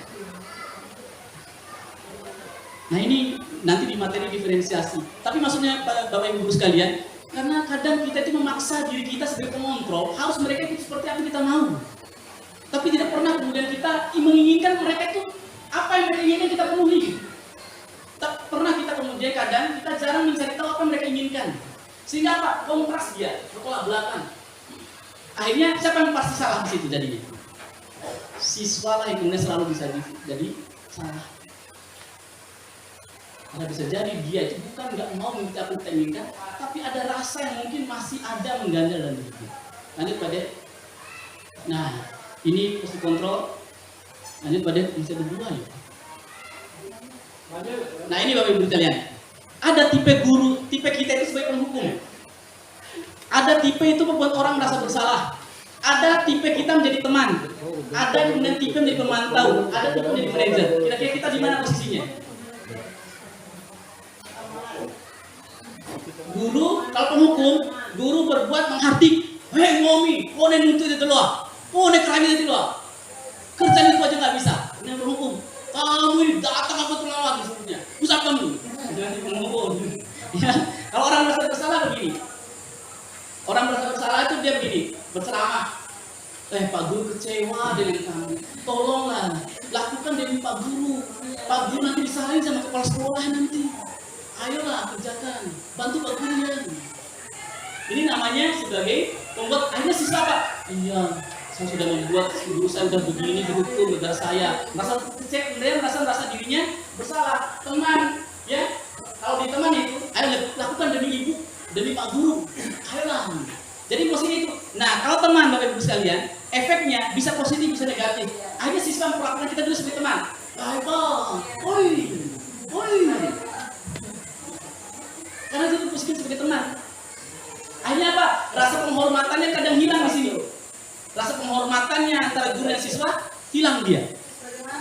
Nah, kemudian pemantau dikit-dikit nanya, apa peraturannya yang telah dibuat? Menurut Pak Guru ini udah 5 kali kamu nggak datang ini. Dia absen Pak Guru ini, 10 kali kamu nggak datang. Ini pemantau, dikit-dikit pakai datang. Nah, apa yang harus kamu lakukan? Kesepakatan kita yang kamu lakukan. Nah, kalau di manajer Bapak Ibu sekalian, ini mengajukan pertanyaan dia. Keyakinan yang kita buat tadi itu digali kembali agar mereka menemukan jawaban dari kesalahannya dari apa yang telah mereka buat bersama. Mereka disuruh untuk ingat kembali, saya pernah buat ini dan harus bertanggung jawab dengan apa yang telah dibuat. Ini manajer. Nah, kira-kira kita sering berada di mana? Antara dua beri di mana? Antara tempat melakukan sekolah dan kadang teman. Kadang teman. Berarti penghukum aman ya. Pak Edi apa Edi? Pak Edi ini banyak temannya juga ya. Paling dekat dengan siswanya. Kalau apa saja? Saya masih pemantau. Pemantau. Luar biasa. Gue ini kita yang tahu karena kita lebih ngerti kita mengajar siswa kita. Teman luar biasa ya, berarti selama mengajar jadi teman. Nah, Bapak Ibu sekalian, kita ketika menjadi seorang pendidik yang diharapkan adalah berada di kedua posisi ini. Pernah mantau dan sebagai manajer. Harga diri sebagai guru tetap terjaga, tapi bukan berarti kemudian membuat siswa kemudian selalu di bawah kendali kita. Kayaknya untuk di sekolah kita itu 5 posisi kontrol.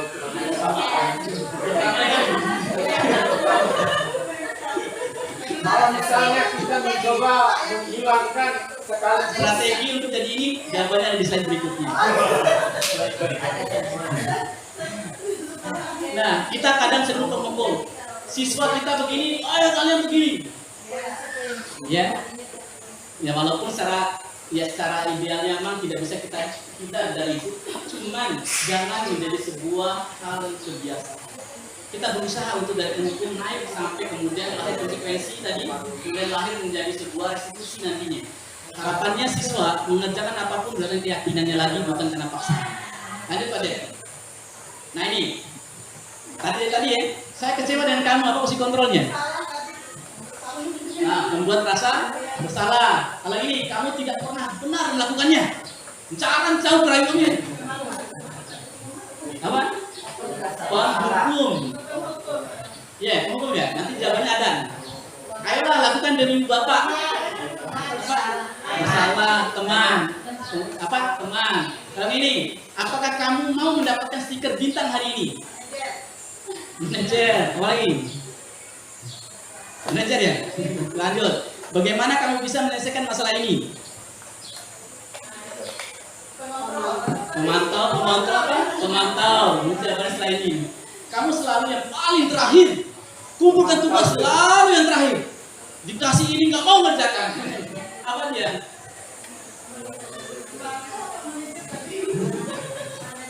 Ya, jawabannya Pak De. Ini jawabannya. Bapak Ibu sekalian, ini yang coba kita hindari, terutama mendukung siswa, depan siswa yang membuat psikologi mereka merasa rendah diri. Seperti tadi, kamu ini baca tulisannya aja, tulisan kamu nggak gitu, nggak bisa. Hati-hati Bapak Ibu sekalian, ini akan membuat siswa cenderung pendam. Sampai selesai mereka sekolah nanti, Bapak Ibu guru itu. Mata bertanya, Bapak Ibu guru sekalian, pernah teringat masa apa ketika SD dulu yang tidak disukai dari gurunya? Masih ingat sampai sekarang kejadian itu? Atau sesuatu yang senang lah? Atau sesuatu yang senang dari gurunya? Baik itu yang di negatif atau positif, kenangan ketika SD-nya. Masih ingat nggak sampai sekarang? Dilarang, saya mau di teater sekolah. Ya, terserah. Mau SD, mau SMP, mau SMA, pasti punya kejadian yang mungkin terngiang. Masih ingat? Masih. Positif atau negatif? Selalu positif ya. Ya? Masih dihukum. Ya, kalau itu mungkin kerjaan bersama. Sesuatu yang membuat kita, entah itu kita senang dengan cara guru itu, atau kemudian kita nggak suka dengan itu. Masih teringat nggak? Ini saya cerita ya, guru matematika kita dulu dari mana ini? Betul. Angkatan saya dan beberapa Tapi masih ingat itu prosesnya bagaimana itu? saya pada waktu beliau mengajar itu pelajaran bisa antara logika, kemudian aritmatika, ditambah apa lagi? Oh jadi bisa. Tapi momen itu masih, kenangan itu masih ada. Masih ada, tapi saya tidak dengar. Bapak, Saya bersyukur diajar dengan cara itu maksudnya ada yang positif dan negatif. Mungkin itu yang positif Umi. Nah, Bapak Ibu sekalian, kita masih teringat momen apa yang pernah kita alami selama kita sekolah dulu, baik dari SD, SMP, SMA, bahkan bisa jadi kita teringat masih TK juga. Dan itu yang harus kita terapkan di siswa kita. Jangan sampai kemudian memori siswa yang teringat dengan kita kenangan 20 tahun, bayangkan aja, kita tamat SMA berapa tahun yang lalu? saya ingat sama Pak Guru Hati ya. Tamat SMA kita sudah berapa tahun? Udah belasan tahun. Tamat SD udah puluhan tahun. Tapi masih teringat nggak?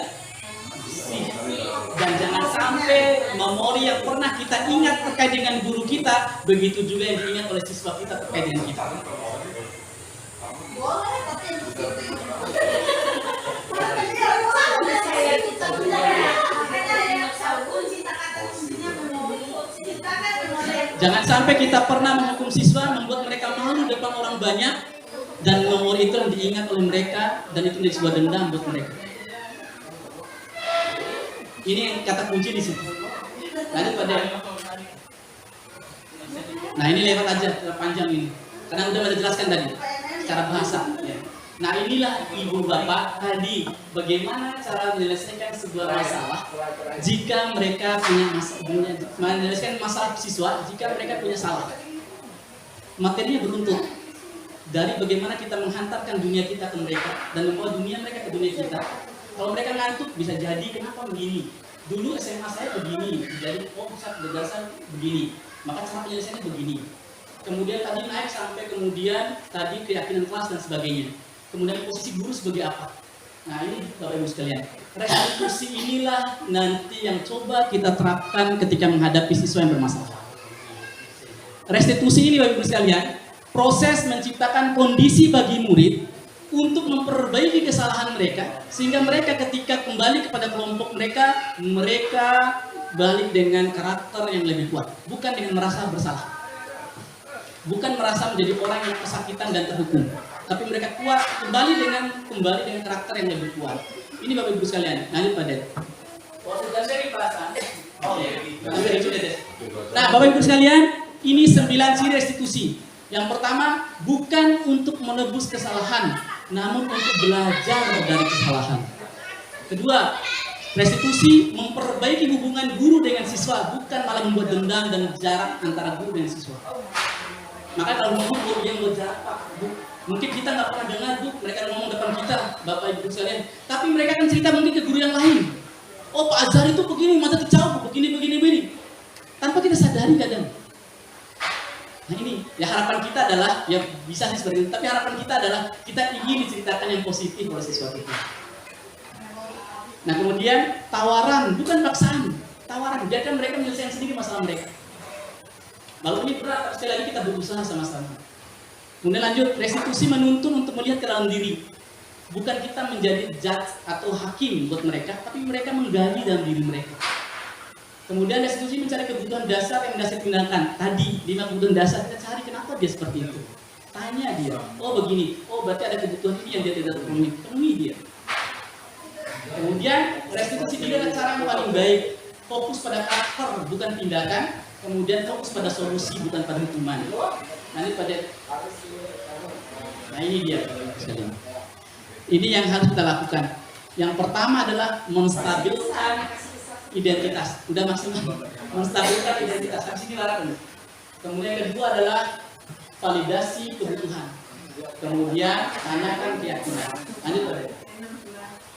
Nah yuk guru sekalian, untuk membuat anak merasa gagal karena berbuat salah menjadi positif terhadap dirinya ada 3 langkah. Yang pertama, stabilkan identitasnya. Bagaimana stabilkan identitasnya? Begini, guru berkata begini, berbuat salah itu nak manusiawi. Tidak ada orang yang tidak pernah berbuat salah. Akan tapi Bapak anak sekalian, anak-anakku, akan tapi orang yang sedang terbaik adalah orang yang pernah berbuat salah tapi kemudian dia memperbaiki kesalahannya. Ini di antara kata-katanya. Kalau kamu menyalahkan dirimu sendiri terus-menerus, apakah kamu bisa bersikap baik pada dirimu sendiri? Kita pasti bisa menyelesaikan permasalahan ini. Ini di antara kata-katanya. Ketika menstabilkan identitas. Jadi jangan langsung, oh Pak Ali, kenapa kamu berbuat begitu? Kamu ini tahu salah, ini ganggu temannya. Jangan, tapi tanyakan, kenapa kamu tidak ada manusia yang sempurna. Kita pasti berbuat salah. Ya, tanyakan ke dia. Kita pasti bisa selesai masalah ini. Lanjut. Tahapan kedua Bapak Ibu sekalian, validasi kebutuhan. Nah, ini Bapak Ibu sekalian, ini dengan bahasanya begini. Kamu saja kan melakukan hal yang lebih buruk, tapi kamu tidak melakukannya. Begini. Oh, Pak Guru menghormati kamu nak. Untung kamu berbuat demikian saja, tidak sampai lebih. Tidak sampai kamu sampai memukul temanmu. Nah, akan tapi nak, kamu melakukan itu pasti punya alasannya. Kenapa alasannya? Setelah kita stabilkan dulu emosinya dia. Stabilkan dulu emosinya. Baru kemudian tanyakan, apa alasannya kenapa melakukan itu. Kemudian kita tanyakan, apa sih pentingnya kamu melakukan itu? Tanyakan ke dia. Biarkan dia tidak merasa terhukum, tapi kita menggali dan menjawab dari jawaban dalam dirinya sendiri. Tidak kemudian, oh ini udah tahu salah, kamu ini begini, udah datang terlambat, begini lagi. Tapi tanya, kenapa kamu terlambat? Bisa nggak berubah? Besok kira-kira terlambat lagi nggak? Ya, lanjut pada. Nah ini langkah yang terakhir. Langkah yang terakhir Bapak Ibu sekalian, ini kembali ke keyakinan dan kesepakatan kita buat di awal tadi. Itu pentingnya itu. Sehingga ketika siswa ada yang kemudian melanggar, kita tinggal tanyakan kembali. Kira-kira, nah perbuatan kamu tadi melanggar nggak kesepakatan atau keyakinan kelas yang telah kita buat? Misal jawabannya melanggar Pak, poin mana dari keyakinan kelas kita yang kamu langgar? Yang ini Pak, nah kira-kira untuk bisa memperbaiki kesalahan, apa yang harus kamu lakukan? Oh saya harus begini, bisa terlambat. Oh nanti malam Pak, saya kemudian tidak begadang lagi Pak, saya nggak main HP lagi. Biarkan mereka menjawab. Kalau mereka melakukan lagi, kan kadang dia jawab, nah paling mulai sekali wali, besok lakukan lagi. Jangan dulu negatif ke mereka, percaya dulu ke mereka. Kalaupun mereka lakukan lagi, ulang lagi yang sama. Harapannya mereka muncul kesadaran dalam dirinya. Kalau menghukum, kamu terlambat usah 10 kali, besoknya datang terlambat lagi. Paling usah 10 kali aja kok, sudah. Nggak apa-apa terlambat 10 kali aja, nggak capek, sudah jelas 10 kali. Besok lagi, nggak apa-apa terlambat 10 kali kok, 10 kali kok. Yang ada apa Bapak misalnya, tensi kita naik. Gitu. Nah ini lanjut pada ini contoh yang kita terapkan di antara simulasi restitusi segitiga restitusi.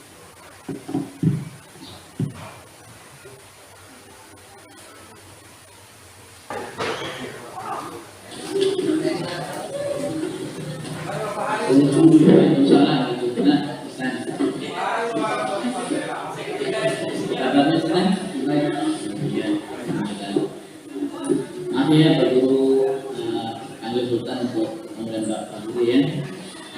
Ini Sultan. Jadi Pak Guru dengar Sultan bertemu dengan Zainal ya?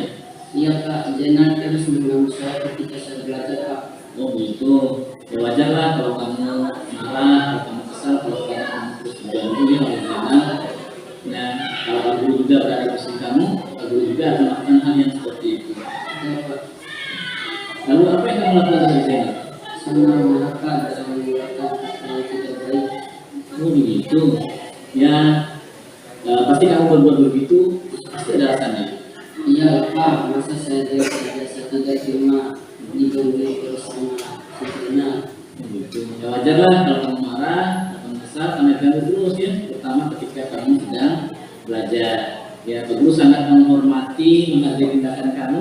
Pertama, tindakan kamu tidak sampai berlebihan ya, tidak sampai memukul si Zainal. Nah, cuma sekarang coba dipikirkan, kira-kira tindakan kamu marah sampai kamu mengeluarkan kata-kata yang tidak baik itu, apakah sudah sesuai dengan keyakinan kelas yang telah kita buat atau kita sepakati bersama? Tidak. Menurut kamu keyakinan kelas apa yang sudah kamu langgar? Saling menghormati di antara teman dan sopan santun. Ya. Betul ya. Nah, menurut kamu saling menghormati antar teman itu penting nggak buat kamu? Penting Pak. Nah, baik. Kalau menurut kamu itu penting, saling menghormati itu penting, kemudian menjaga kata-kata yang baik itu penting terhadap teman kita, maka keyakinan apa yang harus kamu lakukan ketika kamu sedang marah? Harus lebih bersabar. Ya. Kamu bersedia memperbaiki masalah ini? Bersedia Pak. Kira-kira apa yang akan kamu lakukan untuk memperbaiki masalah ini? Saya akan mengganti ucapan di depan saya dengan membaca salah satu surat dalam Al-Quran sebagai konsekuensinya. Saya harus lebih bersabar dan menahan amarah saya kepada teman-teman. Saya kalau ada teman mengganggu saya akan melaporkan ke guru mata pelajaran atau wali kelas. Luar biasa. Nah, tepat sekali apa yang tindakan yang kamu ambil ya. Nah, sekarang Sultan boleh kembali ke kelas ya. Silakan bisa kembali ke kelas. Terus semangat ya. Iya, terima kasih Pak. Sama-sama. Nah, Bapak Ibu sekalian, ini diantara contoh proses segitiga restitusi itu.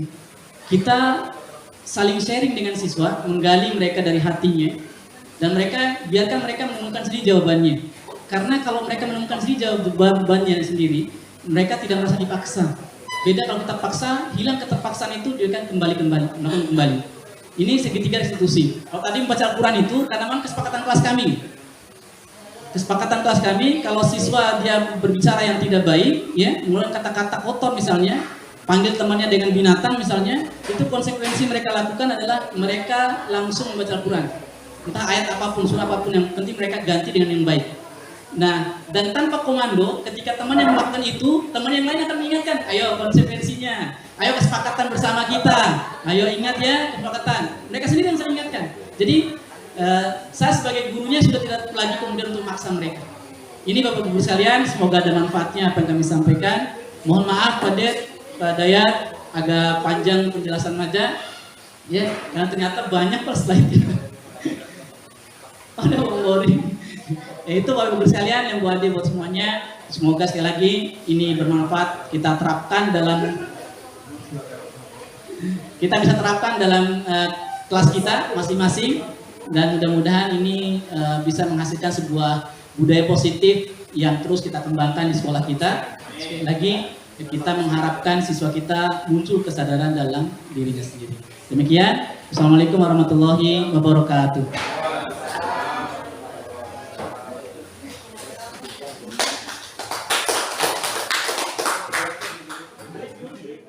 Assalamualaikum warahmatullahi wabarakatuh.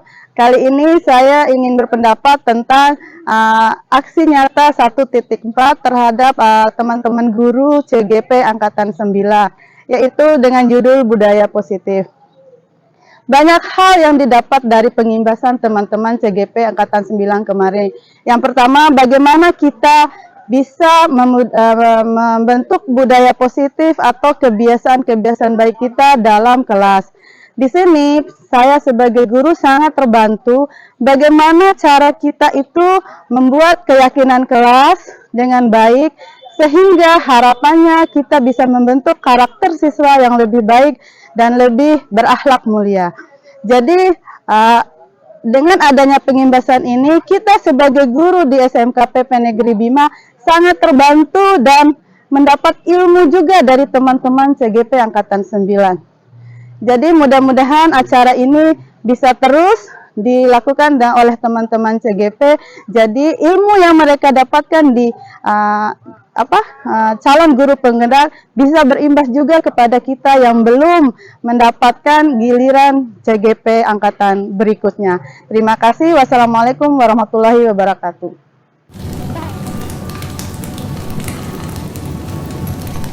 Assalamualaikum warahmatullahi wabarakatuh. Waalaikumsalam warahmatullahi wabarakatuh. Bagaimana kabarnya anak? Baik. Alhamdulillah. Nah, ada yang tidak hadir hari ini? Ada. Siapa yang tidak hadir? Siapa? Haikal sakit. Haikal sakit. Siapa lagi? Awal belum masuk. Awal Belum masuk. Aziz Kamarullah sakit. Aziz Kamarullah sakit. Haji sakit. Aldi Putra sakit. Aldi Putra sakit. Nah, ini musim yang memang lagi ini ya. Ya, lagi ekstrim, jadi jaga kesehatannya baik-baik ya. Nah, anak sekalian, pada kali ini, pertemuan kita kali ini, kita akan membahas terkait dengan keyakinan kelas. Ya. Ada yang pernah tahu apa itu keyakinan kelas? Tidak ada. Nah, keyakinan kelas itu merupakan sebuah metode ya, metode untuk menimbulkan kembali disiplin diri yang didasari dari kemauan dari dalam. Nah, anak-anak, keyakinan kelas ini berangkat dari kesepakatan kelas yang kita buat secara bersama. Ini keyakinan yang harapannya adalah ini menjadi sebuah budaya dan disiplin positif yang akan terus kita kembangkan. Nah, ini ya. Nah, sekali lagi pada kesempatan ini kita akan membahas terkait dengan keyakinan kelas. Keyakinan apa? Kelas. Keyakinan kelas. Nah, anak sekalian, kira-kira kalian ada nggak menginginkan kelas ini seperti apa? Ada. Maunya kelas ini bagaimana? Bersih. Bersih. Apalagi? Bagus. Bagus. Apalagi? Iya. Nah, sekalian, itu semua merupakan kesepakatan kelas yang kita buat bersama. Nah, apa yang kalian utarakan tadi, Pak Guru nanti minta kalian untuk tuliskan di sini. Ya, tuliskan di sini apapun yang kalian inginkan. Kalian bermimpi kelas ini bagaimana sih? Karena anak sekalian, keyakinan kelas itu dibuat dalam rangka tujuannya diantaranya bagaimana proses pembelajaran kita ini nyaman, apalagi aman dan juga Menyenangkan. Nah, supaya menyenangkan, supaya aman, supaya nyaman, bagaimana yang kalian inginkan dari kesepakatan kelas yang kita buat. Nah, itu baru kita nanti turunkan menjadi sebuah keyakinan kelas secara bersama. Ya? Paham? Nah, nanti Pak Guru bagikan kertasnya, sticky note-nya, nanti kalian tuliskan apa yang kalian inginkan. Ya, contoh misalnya.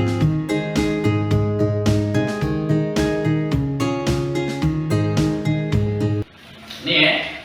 Silakan kalau nanti sudah kita tempelkan di sini kertas kalian.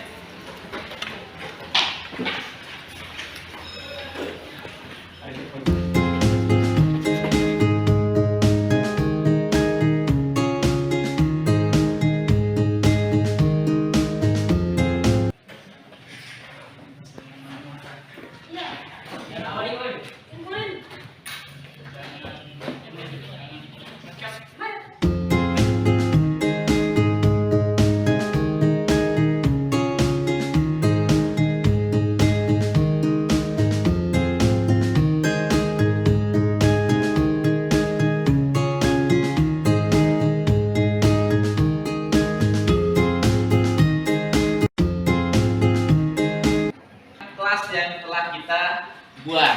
Nah, sekarang nanti kita seleksi.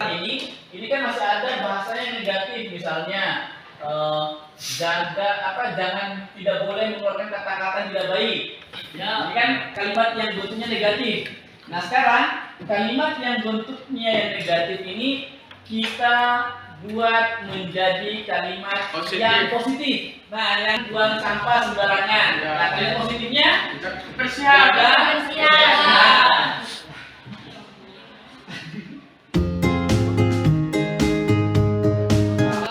Nah, ini info sementara nanti kita buat menjadi sesuatu yang bentuknya nantinya. Dan kita tempel nanti di kelas kalian sebagai sebuah keyakinan bersama bahwa ini tidak sekedar kalian tulis tapi kita laksanakan secara bersama. Ya, paham? Ya, oke. Nah, sekarang anak sekalian, keyakinan kelas sudah kita buat bersama sebagai bentuk tanggung jawab kita terkait dengan apa yang telah kita buat secara bersama. Sekarang kalian tanda tangan sebagai komitmen. Jadi kalian tanda tangan apa yang telah kita sepakati sebagai bentuk komitmen kita bahwa ini adalah sebuah keyakinan kita bersama untuk kita laksanakan dan harapan jadi sebuah disiplin dan budaya positif dalam kehidupan kita. Silakan satu persatu tanda tangan. Dan spilo aja.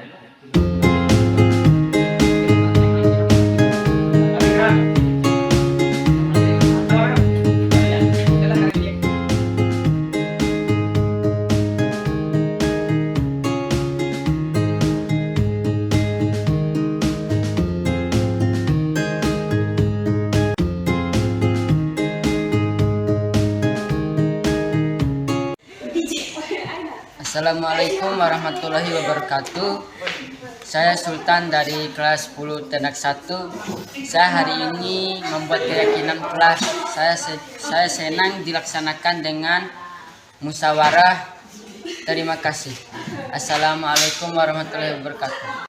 Assalamualaikum warahmatullahi wabarakatuh. Perkenalkan, nama saya Ana dari kelas 10 Ternak 1. Alhamdulillah, saya sangat senang bisa menyampaikan pendapat dalam membuat keyakinan kelas secara bersama. Terima kasih. Assalamualaikum warahmatullahi wabarakatuh.